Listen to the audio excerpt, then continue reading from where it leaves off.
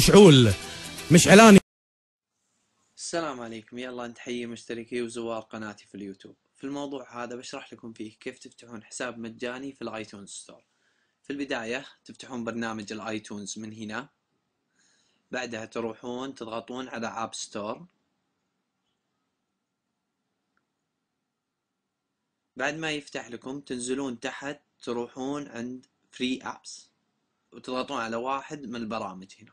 اذا فتح لكم البرنامج تضغطون على فري اب، تطلع لكم هذه النافذة، تضغطون على create new account، بعدها على continue، تنزلون تحت تحددون على هذه، بعدها تضغطون continue،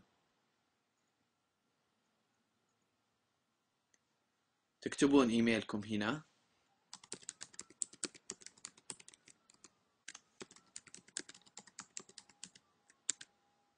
وتكتبون الباسورد. الباسورد لازم يكون ارقام وحروف ومنها كابيتال ومنها سمول. تعيدون كتابة الباسورد مرة ثانية، تحطون لكم سؤال،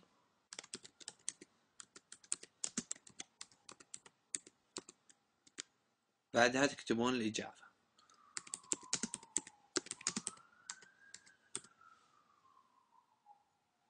بعدين تنزلون تختارون الشهر اللي انولدتوا فيه، اليوم اللي انولدتوا فيه، وتكتبون تاريخ ميلادكم. هذه إذا تبون يرسل لكم رسائل على الإيميل، طبعا أنا ألغيها لأني ما بيهم يرسلون لي شيء. بعدين تضغطون على كلمة continue، تطلع لنا هذه الخيارات، نختار منها كلمة none وتعبون هذه البيانات.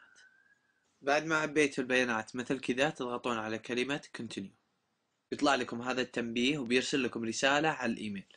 تضغطون على كلمة done وتدخلون على الإيميل حقكم، تلقون رسالة وصلتكم من الآيتونز ستور، تضغطون عليها، بعدين تضغطون على verify now،